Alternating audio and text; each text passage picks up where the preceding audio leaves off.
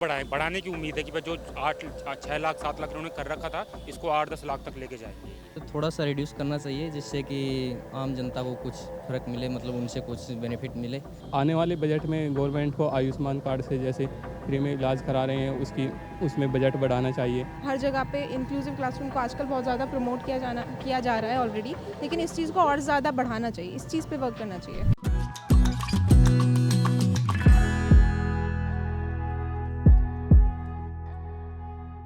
इस बार बजट में लगता है कि तो किसानों के लिए जो लास्ट टाइम इन्होंने जो किसान निधि योजना थी, इसमें वो इम्प्रूव करेंगे, शायद 6 से 8 हज़ार तक करने की उम्मीद हो सकती है, क्योंकि लास्ट टाइम अंतरिम बजट में इन्होंने इस तरह का संकेत दिया था।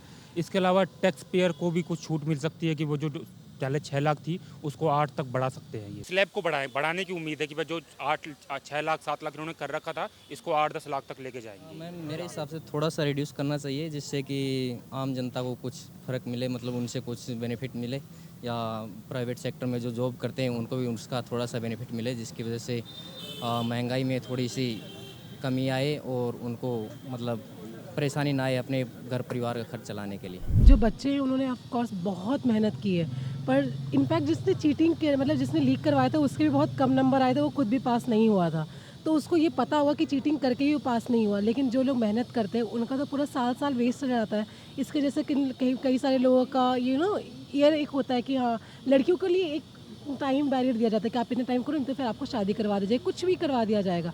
अगर उनके आप वो लोग वो टाइम छीन लोगे तो ऑफकोर्स उनके हेल्थ पे, उनके मेंटल इफेक्ट पे, उनके फैमिली पे बहुत असर पड़ता है। इसको एड्रेस करने की बहुत ज़्यादा ज़रूरत है ताकि यूथ भी आगे बढ़े और उनको कोई भी दिक्कत ना हो। बहुत सारे बच्चे ऐसे भी हैं जो अपनी बेसिक एजुकेशन को पूरा नहीं कर पाते हैं, वो भी सिर्फ इस वजह से क्योंकि वो फाइनेंशियली स्ट्रांग नहीं होते हैं। तो उसके लिए टैक्सेस वगैरह रिड्यूस होना तो ऑब्वियसली है ही, वो तो रिड्यूस होने ही चाहिए।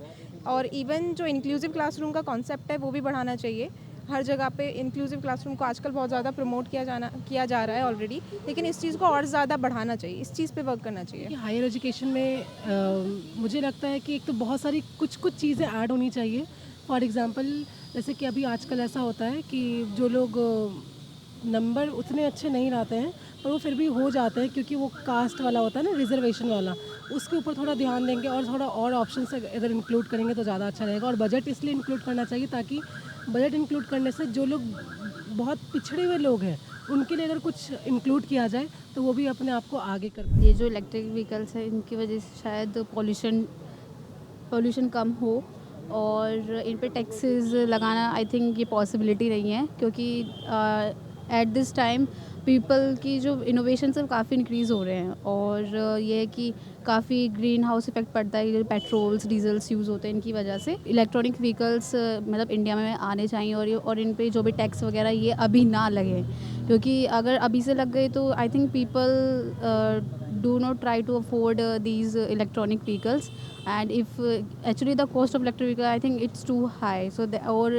अगर हम टैक्स इंक्लूड कर देंगे इन पर तो शायद ना ही अफोर्ड कर पाए इन चीज़ों को। हेल्थ के रिगार्डिंग जो इन्होंने जो बोल रखा है, आयुष्मान जो पीएम की योजना है, आयुष्मान योजना, उसके हिसाब से शायद उम्मीद है कि ये उसको बढ़ाएंगे, मतलब उसमें ज़्यादा लोगों को इंक्लूड करेंगे। जैसे कि आज के टाइम में देखा जा रहा है कि हेल्थ केयर के बहुत से इश्यूज़ हैं और बहुत सी बीमारी हैं कि रैपिडली ग्रोथ कर रही है। जैसे कोविड के टाइम पे हमारे यहाँ पे हॉस्पिटलों की बहुत ज़्यादा कमी महसूस हुई है और बेड की बहुत ज़्यादा प्रॉब्लम थी। तो आने वाले बजट में गवर्नमेंट को आयुष्मान कार्ड से जैसे फ्री में इलाज करा रहे हैं उसमें बजट बढ़ाना चाहिए और आने वाले नए एम्स वगैरह नए गवर्नमेंट हॉस्पिटल्स बनाने चाहिए। And that wraps up our today's coverage. We got to know from the locals of Noida that what are their expectations from Budget 2024.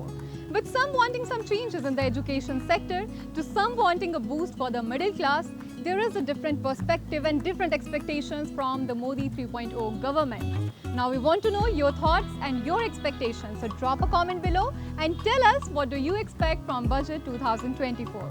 I'll see you next time in another video.